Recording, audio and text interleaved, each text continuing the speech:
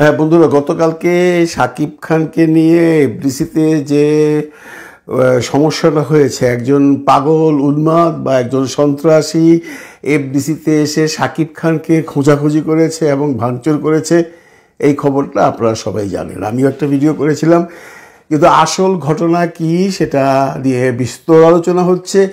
কোনো content creator যে যার মতো করে মনের মাধুরী দিয়ে গল্প সৃষ্টি করে কন্টেন্ট তৈরি করছে, কিন্তু আসল ঘটনাটা সাকিবিয়ানদের জানাবার দরকার আছে। এই জন্য যে সত্যিকার যেটা ঘটেছিল সেটাই আমি এখন উদ্ঘাটন করতে যাচ্ছি। আমি প্রথমেই, যেহেতু এখানে গলুই ছবির নাম উঠেছে, প্রযোজক খসরুর নাম উঠেছে, অলিক হাসানের নাম উঠেছে এবং দীপজলের নাম উঠেছে, শাকিব খানের নাম উঠেছে এবং আরও অনেকের কথাই বলা শোনা যাচ্ছে, কিন্তু ওর মুখে যে ভিডিওটা আমি দেখিয়েছি সেখানে এত মানুষের নাম নেই। তো প্রথমে আমি খসরুকে ফোন করি, দেখি খসরু কি বলে, কি হয়েছে বা কি সে জানে এই সম্পর্কে। খুরশেদ আলম খসরু, প্রযোজক, গলুই সিনেমা। Hello hello hello Khasru, Swapan Chowdhury. তো সকালবেলা একটা নিউজ শুনলাম, দেখলাম বাংলাদেশ প্রতিদিন, তারপর তোমার একটা কি পত্রিকা দেখলাম, তারপরে তোমার ওই চ্যানেল 24-এ দেখলাম এফডিসিতে গতকালকে একটা দুর্ঘটনা ঘটছে, শনিবার দিন। তো এখানে তোমার নামটা আসছে, যেহেতু তোমার নাম আসছে তাই আমি তোমারে ফোন করলাম। তুমি কি ঘটনা সম্পর্কে কি জানো? আমিও ওই যে আপনার মতোই হচ্ছে যে আমি ওই অনলাইন পোর্টাল এবং ওই নিউজ গুলোতে দেখেছি। তো বিষয়টা হচ্ছে যে আমি তো ছিলামই না, আর আমি এফডিসিতেও যাই না, হচ্ছে যে অনেকদিন যাই না। তো এটা শোনার পরে যেটা আমি করছি যে আমি শুনেছি যে সেখানে নাকি পরিচালক গাজী মাহবুব ঘটনার প্রথম থেকে একদম শেষ পর্যন্ত ছিল, যিনি এখন এই পরিচালক সমিতির কমিটির মেম্বার, নতুন নির্বাচিত। তো আমি আসলে কিছুই জানি না এই ঘটনার কি হয়েছে না হয়েছে। আসলে মানে আমিও এরকম দেখে নিজের বিষয়টা নিজেই অবাক হইলাম যে 25টা সিনেমা আমি এই পর্যন্ত প্রডিউস করলাম, কোন একটা সিনেমা 25টা পয়সা কেউ আমার কাছে পাবে না, পয়সার কথা বা কারোর সাথে কোনোদিন খারাপ ব্যবহার করিনি, আমাকে খুঁজবে, করবে, এগুলো তো আমি নিজেই তো আসলে মানে বুঝতে পারতেছি না। তো গাজী মাহবুব ছিল, স্বপন ভাই, এটা হচ্ছে যে গাজী মাহবুব আপনাকে ভালো বলতে পারবো, একদম প্রত্যক্ষদর্শী, প্রথম থেকে শেষ পর্যন্ত ছিল। আচ্ছা আচ্ছা, তো সাকিবের সাথে আর কি পুরো শুনছো কিছু? না, এটা শুনো নাই। সাকিবের সাথে ওই যে গাজী মাহবুবের থেকে আমি আপনি শুনতে পাবেন যে ওখানকার গাজী মাহবুব ছিল, গাজী মাহবুব ছিল, উনি বলতে পারবেন ভালো। আমি আসলে আর এগুলো নিয়ে এই সমস্ত মানে এখন কি করব বলেন, একজন বলে ফেললে আমি যদি সম্বন্ধে আপনাকে বলি আপনার কাছে আমি টাকা পাই, এখন আমার তো স্বাধীনতা।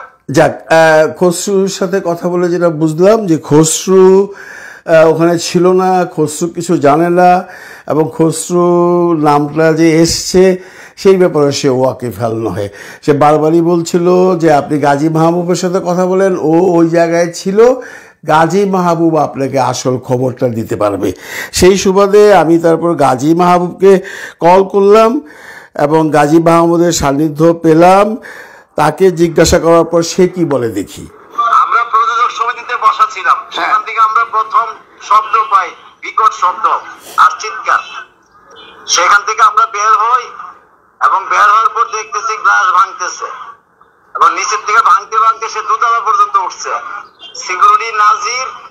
সিকিউরিটি যে গার্ড নাজির নাম, সেও চিৎকার করতেছে। তাকে জিজ্ঞেস করতেছিলাম যে আপনি এগুলো গ্লাস ভাঙতেছেন কেন? তখন সে বলতেছে, জোরে কথাগুলো খুব ক্লিয়ার বোঝা যাচ্ছিল না, যে শাকিব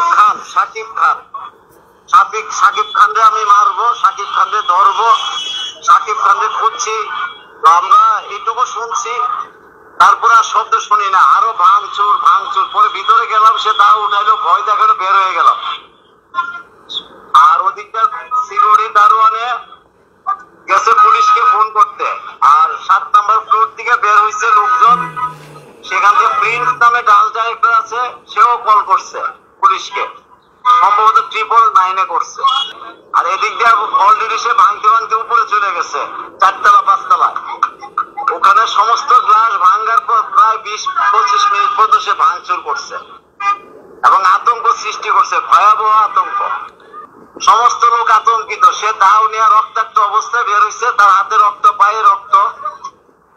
গুছায় বলতেছে, খবরদার কেউ আগাবো না আমার দিকে, আমি সাকিব খানকে চাই। ও সেখান থেকে এসে এই যে কালার ল্যাবের সামনে আপনি আর সোহান ভাই যে বসা ছিলেন, আমি যে ছবি তুলছিলাম, হ্যাঁ হ্যাঁ, আপনি আর সোহান ভাই যে জায়গাটা বসা ছিলেন আমি ছবি তুলছিলাম, ঠিক ওই জায়গাটা বসছে, পায়ের উপর পা উঠায় দাওড়া নিয়ে নাচাইতেছে আর বলতেছে আমি গলুই ছবি, গলুয়ের কাছে টাকা পাই, সাকিবের কাছে টাকা পাই। তো আমি চিৎকার করে জিজ্ঞেস করতেছিলাম তোর থেকে যে তুমি যে গলুয়ের কাছে টাকা পাও, গলুই বলতে তো অনেক বড় একটা টিম, সেখানে 25-26 জনের টিম, তুমি সুনির্দিষ্ট করে কথা বলো। তখন সে বললো সাকিব খান আর একজন কালো করে একটা লোক আছে সাকিব খানের সাথে, তার কথা, যেটা আমরা চিনি নাই। মাঝখানে একবার ডিপজনের নাম নিল, কিন্তু কোন অবস্থায় খুরশেদ আলম খসরুর নাম সে বলে নাই, এসএও কলিকের কথা বলে নাই, কোন অবস্থায় সে কোন ছবির প্রযোজকের কাছে টাকা পাবে বলে নাই, কলিকের নাম তো বলেই নাই। এবং ওই সময় ডন আসছে, ডন আসার পর আমি ডনকে বললাম, ডন তাকে কোনোভাবে শান্ত করা যায় কিনা এবং তাকে ভিতরে নেওয়া যায় কিনা একটু দেখেন, কারণ সে তো অনেক টাক মনে হচ্ছে, অনেক গ্লাস টাস ভাঙছে। তখন জন তাকে অফার দিল যে ভাই আপনি যে টাকা পয়সা পাবেন কার কাছে পাবেন, সে আবার ওই কথাগুলো বললো। বলার পরে আমি বললাম যে ভাই আপনি যে টাকা পাবেন তাদের কাছে তো আমরাও টাকা পাই। আমরা একটা অভিনয় শুরু করলাম, তার সাথে একটা নাটক বানাইলাম নিজেরা, একটা স্ক্রিপ্ট করলাম নাটকের, যে আমরাও টাকা পাই, তাকে আমরা ধরবো, আসেন আপনার টাকা আমাদের লোকজনের টাকা পাবে। আমি আমার পাশে এদের বলতেছিলাম যে তোমরা যাও ওদেরকে ধরে নিয়ে আসো, ওনার টাকা আজকেই দিতে হবে। এই লোক কিভাবে জানি ডলের কথাই সে উঠে দাঁড়াইলো এবং প্রযোজক সমিতির দিকে যাইতে থাকলো, কিন্তু আমরা একটু ডিস্টেন্সে থাকলাম এই কারণে তার হাতে দা রামদা এবং ডলও একটু ডিস্টেন্সে থাকলো। প্রযোজক সমিতিতে আমরা ঢুকলাম এবং তাকে না সোফায় বসালাম এবং বসানোর পর ডন চলে গেছে। আর ডন চলে যাওয়ার পরে তার হাতে রামদা, ওই মুহূর্তে আবার পুলিশ আসছে। পুলিশকে আমি বললাম ভাই আপনারা দরজা একটু, আপনারা একটু এদিকে থাকেন, ওর হাতে রামদা, আপনারা এখন সামনে যান না, কারণ পুলিশ ড্রেসের প্রতি একটা ঝামেলা আছে এখন, পুলিশ কথাটা শুনছে। আমি তখন তাকে শান্তভাবে জিজ্ঞেস করলাম, ডন তো চলেই গেল, ভাই আপনি কিসের জন্য করেছেন, কার জন্য করছেন, কার কাছে টাকা পাবেন? বলে আমি গলুয়ের কাছে টাকা পাই, গলুয়ের সাকিব খানের কাছে টাকা পাই, জামালপুরে শুটিং করছে, জামালপুরে শুটিং করার সময় আমাদের টাকা দেয় নাই, আমার কাজ করাইছে, আমার থেকে টাকা নিচ্ছে, তার কথাবার্তার কোন সুনির্দিষ্টতা ছিল না। এবং দীপজল ভাইয়ের নাম নিচ্ছে, সে দীপজলের কাছে টাকা পাই, কিসের জন্য বললো, একবার মিশা সজগের নাম নিচ্ছে, আর কন্টিনিউ করতে থাকলো সাকিব খান সাকিব খান।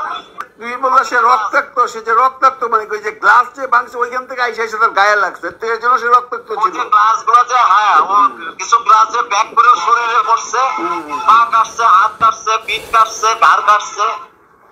আচ্ছা গাজীও ঢুকলো কেমন করে? ওই কনস্ট্রাকশনের সাইড দিয়ে ঢুকছে না মেইন গেট দিয়ে ঢুকছে? মেইন গেট দিয়ে ঢুকছে। সিকিউরিটিরা, ও মেইন গেট দিয়ে ঢোকার সময় সিকিউরিটি একজন নাকি আটকাইছিল তারে, এই কোথায় যাও, সে দাও উঠাইছে, দাও তো সান দেওয়া একেবারে চকচক করতেছে, আমি ছবিটা পাঠাইলে আপনি বুঝবেন। আচ্ছা, দাও একেবারে চকচক করতেছে। সিকিউরিটি গার্ডরা ভয় পাইছে। আচ্ছা, সে ঢুকে গেছে, যখন সে ঢুকে গেছে তখন পিছন দিয়ে আবার সিকিউরিটিরা আসতেছিল, ওই যে নাজির কি নাম, নাজির, নাজির চিনছি, তারা অফিস বিল্ডিং সামনে পর্যন্ত আসছে এবং সে হাইটে আসে পরিবারের গ্লাস ভাঙে ফেলছে। সিকিউরিটি গার্ড যখন কাছে যেতে গেল তখন তাকেও সে দা উড়াইছে, খুব পারবে। তখন সিকিউরিটি গার্ড সে ভয় পেয়ে গেছে, ব্যাক করছে। আচ্ছা, তুমি তো একজন অনেক বড় ডিরেক্টর গাজী, অনেক ভালো ভালো ছবি বানাইছো বাংলাদেশের, তোমার ভিতরে প্রচুর মেধা আছে, তুমি এখন বর্তমানে পরিচালক সমিতির ইসি কমিটির মেম্বার। তোমার কি মনে হয় এটা কি শুধু মানসিক রোগী? সে কোন মানসিক রোগী বলে আমার কাছে মনে হয় না। আমার কাছে মনে হয়েছে এটা একটা ষড়যন্ত্রমূলক কোন একটা অভিপ্রায় কারো। আমার যদি সে মানসিক প্রতিবন্ধী রোগী হয়, এরকম প্ল্যান করে একটা ধারালো করে সাম দিয়ে চকচক করে একটা রামদা নিয়ে ঢুকবে, একের পরে গ্লাস ভাঙবে, আতঙ্ক সৃষ্টি করবে, ধ্বংসযজ্ঞ সৃষ্টি করবে প্রশ্নে ওঠে না। আমার ধারণা এটা ধরা পড়ে না, আমার সাইকোলজিতে এটা আসে না। এবং সরকারি প্রতিষ্ঠান, একটা সরকারি প্রতিষ্ঠান, এটা এখানকার যে জিনিসপত্র ভাঙচুর ক্ষতিগ্রস্ত করছে সে, এর সঙ্গে তার কি শত্রুতা? এটা করার মধ্যে অন্য কোনো বিষয় কাজ করতে পারে। আজকে যদি কোনো কারণে 2 নম্বর ফ্লোরে রাফির তাণ্ডবের শুটিং থাকতো, শাকিব খান থাকতো, তাহলে কি হতো অবস্থাটা? সে তো মেরে ফেলবে শাকিব খানরে, বারবার বলতেছে আমি শাকিব খানরে চাই, শাকিব খানরে মারবো। আর তাকে বুঝাইতেই পারে না শাকিব খানরে তুমি কেন, তোমার কাছে টাকা পাবা তুমি শাকিব খান কাছে তুমি টাকা পাইতে যাবা কেন? থ্যাংক ইউ বাবু, ভালো থেকো, দেখা হবে। এরপর আমি আর এসে হক অলিকরে ফোন করি নেই, কারণ সে আমেরিকাতে আছে, তার নামও আসে নাই। অলিক কিছুই বলতে পারবে না, অলিক আমেরিকায় বসে আছে। তো বন্ধুরা, আমি যে কথাটা বলতে চাচ্ছি, যে সিচুয়েশন এখানে হইল, এটাকে একদম মানে ভুলে গেলে চলবে না। আমাদের রিকোয়েস্ট থাকবে এই মন্ত্রণালয়ের কাছে, তথ্য মন্ত্রণালয়ের মাহফুজ সাহেবের কাছে, আপনি এফডিসিতে নিরাপত্তা জোরদার করুন, কারণ 4টে দারোয়ান শুধুমাত্র খালি হাতে বসে থাকে সেখানটায়। এইখান দিয়ে যে কোনো মানুষ অবাধে ঢুকতে পারে। এখানে পুলিশ রাখার একটা ব্যবস্থা করুন। এফডিসি একটা সিআইপি প্লেস, আপনারা একদম এটাকে অবহেলা করবেন না, কারণ একটি শিল্পীর জীবন না, শুধু যে কোনো একজন মানুষের জীবনই অনেক মূল্যবান। এই ধরনের ঘটনা যদি এফডিসিতে পরপর ঘটে, এতে করে সরকারের ভাবমূর্তিও নষ্ট হয়। এবং এফডিসি এমডি মহোদয়কে বলবো যে আপনি অতি সত্বর মন্ত্রণালয়ে যোগাযোগ করে এফডিসি সিকিউরিটি বাড়ান, এবং শাকিব খানকে বলবো শাকিব খান যেন তার সিকিউরিটি নিজে যেটা আছে সেটা রাখবে। পরবর্তীতে সে যেন সরকারের কাছ থেকে পুলিশি সাহায্য বা পুলিশি সিকিউরিটি রাখে, উইথ গান, উইথ আর্মস। নইলে এই ধরনের ঘটনা যে আরও ঘটবে না আমরা কেউ জানি না। তবে এখানে একটা কথা শেষ অবধি বলতেই হবে, এই ছেলেটাকে রিমান্ডে নিয়ে জানতে হবে সে কি আসলে পাগল, না সে যা করেছে কারো প্ররোচনায় করেছে বা কোনো শত্রুতামূলকভাবে করেছে। এটা শাকিব খান বলে আমরা বলছি, কারণ শাকিব খানের শত্রুর অভাব নেই। ভালো থাকবেন সবাই, ভালো রাখবেন সবাইকে। খোদা হাফেজ।